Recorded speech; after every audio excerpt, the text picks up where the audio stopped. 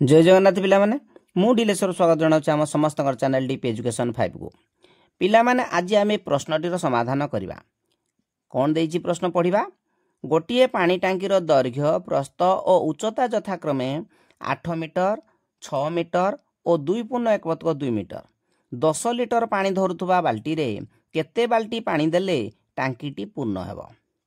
तो ये पिले कौन देइछि ना गोटे पानी टांकी अच्छी ये पानी टांकीर दैर्घ्य केते ना 8 मीटर प्रस्थ 6 मीटर उच्चता 2.1 मीटर।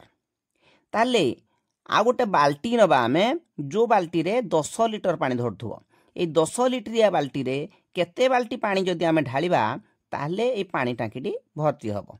एटा होची प्रश्न। आकु जानिबा पई पिले कोन करिया को पड़िबो ना पानी टांकी रे केते पानी धरे आगो जानिया को पड़िबो। ठीक अछि पानी केते धरे जानिबा पई हेले कोन करिया को पड़िबो ना ई पानी टांकीर आयतन केते बाहर करिया को पड़िबो। ताले आयतन किमति बाहरे आमे जानिबा पूर्व आम प्रथम जानिबा दरकार जे पानी टांकीर दैर्घ्य देइछि प्रस्थ देइछि उच्चता देइछि तेणु एटा निश्चित भारे गोटे आयत घनाकार पानी टांकी। तेणु ये पानी टांकीर आयतन किमति बाहरिबो ना दैर्घ्य गुणन प्रस्थ गुणन उच्चता करबा। ताले आयतन किमति बाहर करबा दैर्घ्य गुणन प्रस्थ गुणन उच्चता। ये जो उच्चताटा पिले देइछि 2.1 एटा होछि मिश्र भग्नांशटा। मिश्र भग्नांश को आम कोन करिया अप्रकृत भग्नांश रे परिणत करिया।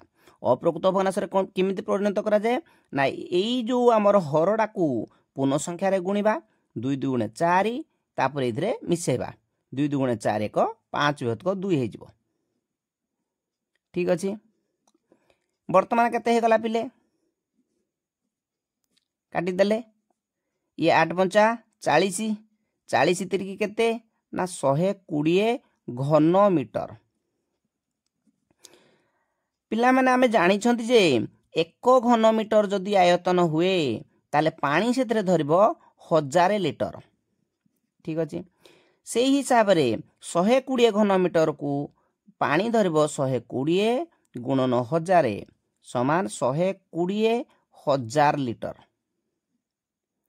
ठीक अछि केते पानी धरिबो 120,000 लिटर।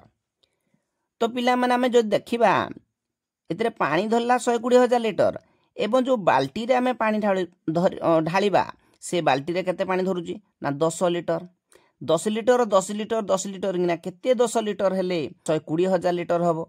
जानिबा पय आमे कोन करबा ना 120,000 हरण 10 कर दबा अर्थात केते हो जिवो ना 12,000 थर। अर्थात जदि ए 10 लिटरिया बाल्टी रे 12,000 थर देबा ताले एई पानी टांकीटी भर्ती हो जिवो। ताले पिला माने आज ए वीडियो रे एतिकी पुणी देखा बा गोटे नूतन वीडियो रे से पर्यंत जय जगन्नाथ।